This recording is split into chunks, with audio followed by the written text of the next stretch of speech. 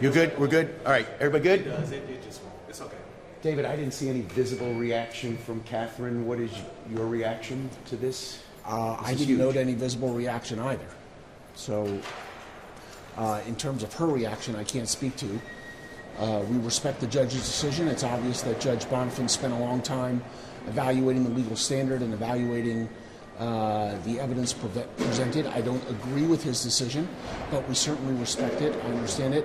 I will say I think that Judge Bonifant got the law right.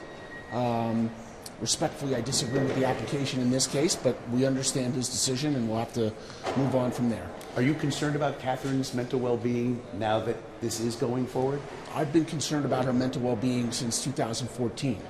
That concern does not go away as a result of today's case, today's decision.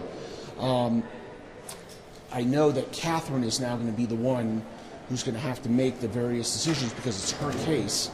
I am concerned whether or not she's going to be able to do that, but the judge thinks that she can, and so we'll proceed in that fashion. Will you be staying with the case? I'm not going to talk about anything in the future. I don't know what's going on in the future. So, the judge said that she's made significant progress and pointed to text and phone records, evidence during the two-day hearing. Do you disagree with that evidence, or do you think there was a spot on it? Well, I guess there are two questions. Do I agree that she has made progress? Yes. Catherine has been forthright, honest, done everything that every doctor has ever asked her to do since 2014. She has not malingered. She has not. She has tried to get better. She has done everything in order to try and get better, and I think that that really speaks to her character. The evidence that you're talking about, as we argued yesterday, was selected evidence by the state's attorney, of which we were aware, but we didn't know it was part of the expert's opinion until last Wednesday. The judge takes the judge takes the evidence as the judge takes the evidence. I can't disagree that the evidence exists, but I don't think that a text or a phone call or a series of these things addresses the issue at hand.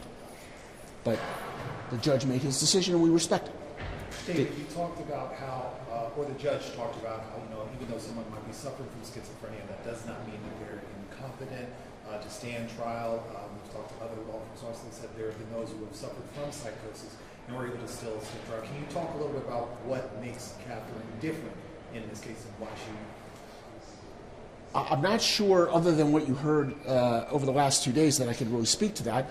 I agree, at least as I understand it from the medical personnel, that somebody can have a mental illness and not be incompetent. I guess that is the basis of Judge Bonifant's finding today, because they have to have the ability to understand what's going on, the ability to rationally and reasonably participate in their defense. The judge thinks that she can. That doesn't mean that she wasn't or isn't suffering under the diagnoses that she suffers, but he doesn't believe that that is affecting her competency today. David, I know this is... Oh, I was just going to say, what's next from here, if you can talk about that. I'm sorry? What's next from here? Well, next there's going to be a status conference on December 23rd at 1:30 before Judge Bonifant. David, I know this is fairly new, but knowing Catherine as you know her, would you say she's looking forward to her day in court? Do you have any idea on a potential plea of not criminally? Oh, I very much appreciate the question. I understand where it's coming from. I can't possibly speak to that. Until 5 minutes ago or 15 minutes ago, whatever it was when the judge rendered his decision, Catherine did not have the ability, nor had she, whether she had the ability or not, made a single decision about strategy, about pleas, about what was going on in her case. She did not legally have that ability. We've now had a decision. She's going to have to make some decisions, and those are going to be difficult decisions. So I can't, unfortunately, speak to any of those issues. But do you have an overall sense that, has she always been fearful of her day in court? Or knowing her, is she going to be okay to fight or plead or whatever? Well, obviously, no one is in Catherine's head. I can't speak to what she might be afraid of or not afraid of. I do know what doctors have reported over the years. She does suffer from paranoia, so I can't address that specifically. I will say, as you heard from the evidence, that she is a timid person, that she does have what we believe to be irrational fears about what's going on. I don't know if that addresses your question, but I personally can't speak to anything other than that because I'm not an expert, and you've heard what the experts had to say. And it's unclear whether or not you're going to continue to do the case. All right. Who said that? That's what I thought I heard you say. No, I said I'm not addressing anything in the future. She's going back to Perkins. Is that the best place for her right now? Well, obviously the court thinks that's the best place for her, given. What do you think? Yeah, I think it's the best. I think that's where she should be. David, thanks, man. All right, take care, Appreciate it, pal. Lindsay? Lindsay, do you have a minute? Do you have anything? No? Understood. No, sure. So we'll get Troy and hopefully. Okay, do a couple. All right.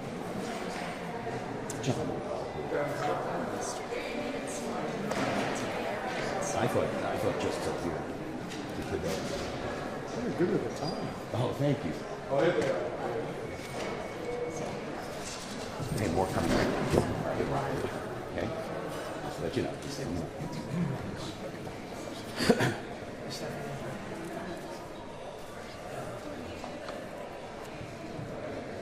My name is John McCarthy, and I'm the state's attorney for Montgomery County. We're here today, just seconds ago, left the courtroom with Judge James Bonifant, who found Catherine Hoggle competent to stand trial in this matter. This is a case that has taken 11 years to get us to where we are today. We are gratified by the time and attention that was given to this case by Judge Bonifant. There's no way that I could describe more fully or more accurately an analysis of the evidence in this case. I think Judge Bonifant's analysis was absolutely spot on. This has been an incredible journey. Ms. Wexler and I have been on this case since day one. And we've stood with Troy and Stephanie and Matt, who's with us, through a lot of these hearings. This has been a tough journey, and I think I know that we have always longed for the opportunity to go to trial in this matter. And we are going to have a status on December the 23rd, where potentially Judge Bonifant will not be the trial judge. Judge Dwyer will be the trial judge. We just have to find time on her calendar to set this in for trial. But again, we are eternally grateful to Judge Bonifant for the time and attention he gave to this matter. As was reflected by Judge Bonifant in great detail, those text messages and those phone calls told us what the functioning ability of Catherine Hoggle is right now. I'm very grateful for the assistance that was given to the state by Dr. Christiane Tellefson, who I will tell you is the best forensic psychiatrist in the state of Maryland. She's been working on this case with us for 6 years. The opinion that she gave in court a couple of days ago that Catherine was competent to stand trial was not where she was, because we've learned, and it was mentioned by Judge Bonifant, these kinds of conditions, they can change, and they're fluid, just like dangerousness is fluid, and competency to stand trial can be fluid. But we're at a point in time when, as Judge Bonifant pointed out in open court, it was inescapable when you read those hosts of text messages. And the judge was referring to a few, but there are thousands of them. And phone calls, he referred to a few, but there are hundreds of them. I'm grateful for the friendship of Troy and him working with me for these many, many years. As you might imagine, as everybody knows the course of this case, our own personal relationship was a little rocky to begin with, because he was a grieving dad. and I was somebody trying to hold someone accountable for the crime of taking the life of his children. And in the early days, he was still looking for them. But I want to thank Troy for putting up with me and sort of understanding where we were coming from many years ago when we started this journey together. I'm very happy for him. And I also will say, look, if you've been in court, I did not do this by myself. The closing argument that was given by Ryan in this case, and many of you were there, was absolutely spectacular. And I was honored to join her in this journey. And again, as I said earlier, we've been together on this. I've never done any of this by myself. I've always done it with Ryan. And we also try to, because we do care about victims, do care about families. We've always tried to keep Troy, Stephanie, through Matt, who's an old high school friend of Troy's, who's a great lawyer in the county, tried to keep them apprised of what was happening in the case. So I'm very thankful for them. We have a lot of work to do. There's still a trial to be done in this matter, and I'm sure there'll be other twists and turns, but I'm very grateful that we get to take this very first important step, and we are eternally grateful to Judge Bonifant for his ruling today. I think Troy may want to say something. First, just, thank you guys, those of you who've been here a long time, those of you who came along a little later. Thank you for still being here for my kids and reporting on them. Obviously, I want to thank John and Ryan, Mike and Dimitri, and Matt. I was defensive end in high school. He was my tackle, and he's been protecting me for about 45 years now. So, right now where we're at is just, it's obviously bittersweet. It is something where, we've been trying to do this for a very long time, as you guys know. But at the same time, we're about to go through a murder trial for my two babies. And that's what I don't ever want anyone to lose sight of. This is still about my kids. In a perfect world, I want to know where my kids are, and I want justice. The main thing for me is still the main thing, and what this does also is I believe it creates a situation where hopefully maybe Catherine will say something if she's not comfortable. But in the end, my babies deserve justice. They deserve more than anything to come home and be loved on, and that's the most important thing here. And that, I think, has been one of the most frustrating things out of all this stuff, is that I feel like people lose sight of there's two babies that are gone. I also want to thank Judge Bonifant. I said back in 2022 that I thought he was a fair man. I didn't agree with him at the time, but if you look back, I said I thought he was fair, and I still believe that, and I think that with what he was given and able to look at this time, and I think that made all the difference. So, I want to just thank him for just being exactly what he is and what he's supposed to be as well. But I appreciate all you guys. I don't really have much else to say except for thank God that we're here, and we're moving forward. Were you afraid it was going to go the other way? I'll be honest with you. I said several times to people before we walked in, I felt like I was walking in to flip a coin. I felt like that John and Ryan did enough to get us here. I just didn't know, if it was something that Judge Bonifant was going to be comfortable making that decision, to be honest with you. But it's amazing that we're here now and we're moving forward one way or another. And Troy, do you think now that she's facing the real possibility of a murder trial, she may give up something that she's not been able to give up before? I don't necessarily think so. I just think that's the slim shot is that, but it's not something I'm kind of hanging my hat on.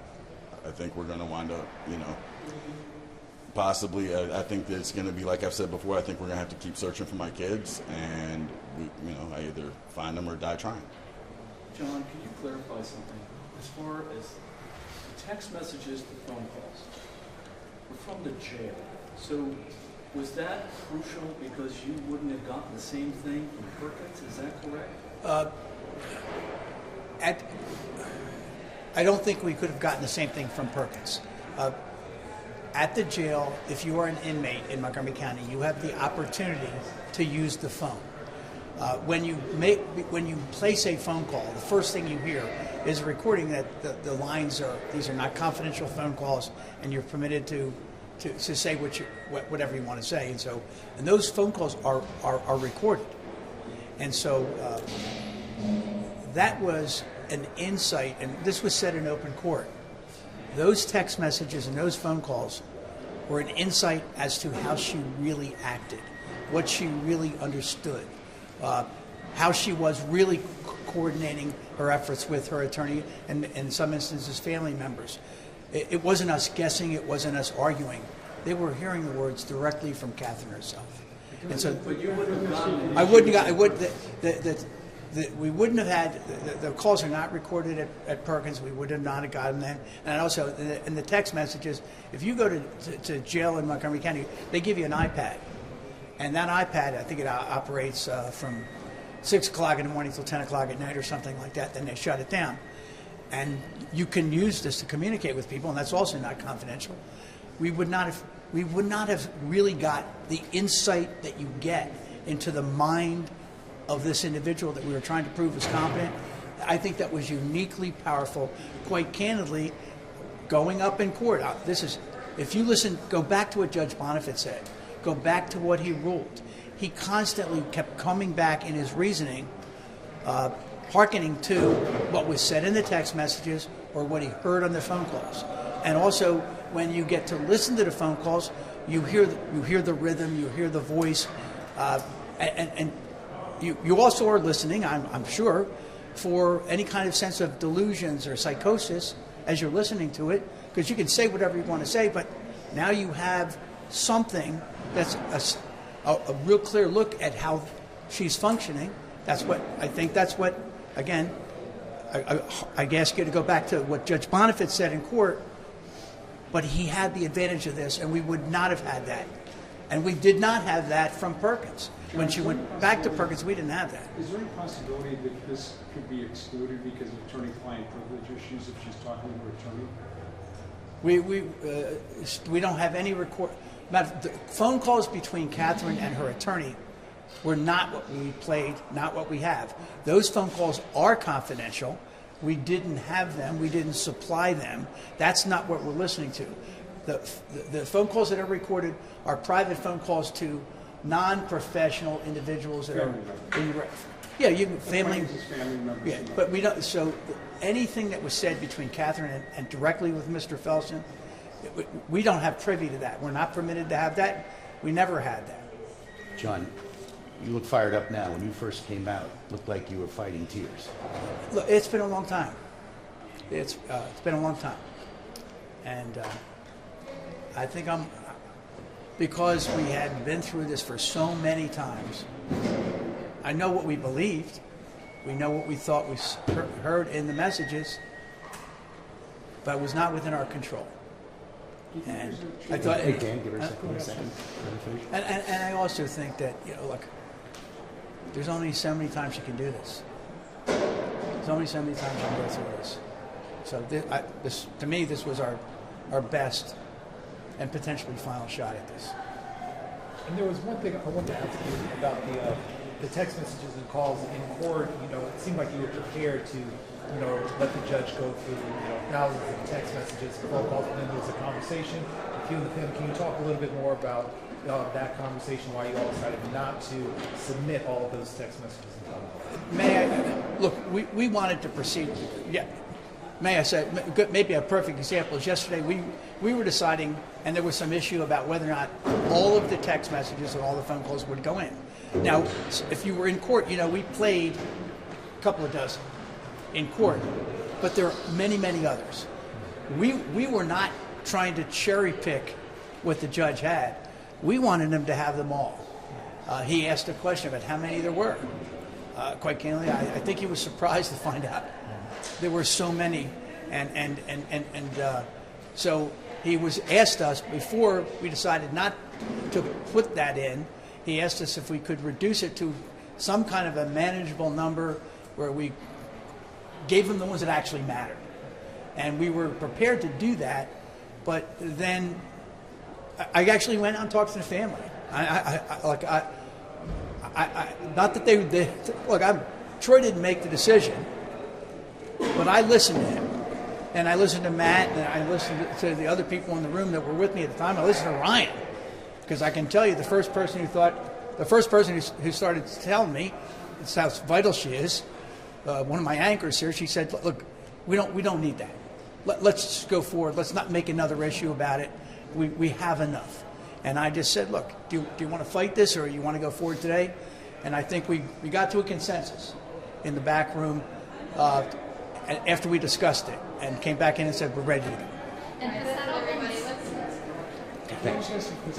Troy made mention of the possibility of finding the children at some point. You're going to have time before the trial. Any chance that any additional police work will be done, any additional cold case type work will be done to try to... Let me say, we're going to prepare the matter for trial. I will tell you, Mike and Dimitri are here with us, two extraordinary homicide detectives. And I will tell you, they've been with this case for 11 years too. And there's not a day, I don't think there's a time when I ever see these two detectives, and I see them all the time, we're not saying something about the Hoggle case. And that was not just in the weeks leading up to this hearing, as for the last 11 years. So these men and women from the police department and these two fine detectives are part of the team that have led us to get here. They continue to do their effort. We're just going to get ready for trial. And I will tell you, if there's anything that they can do that helps us, they're going to do it. And I know that. And look, people in Montgomery County are very, very blessed to have men and women on that department that are as dedicated as these men. Thanks, John. Thank you. Thank you. Thank you for asking. Answering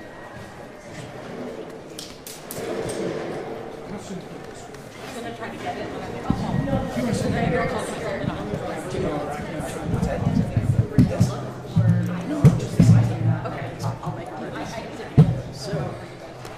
For those who want to listen, my name is Lindsay Hoggle, and I'm Catherine's mother.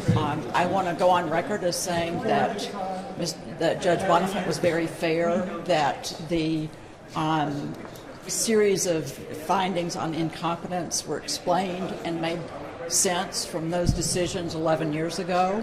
I have been working on this case for 11 years and have been working with Troy and his wife for the past 3.5 years because I want to know what happened to Sarah and Jacob. And so I spoke with Catherine with full knowledge that it was going to be repeated, that it was going to be recorded, and she knew that. And that's why I get in trouble a lot. I'm going to push the envelope until I get the answer that I want. So I just want to make sure that everybody understands.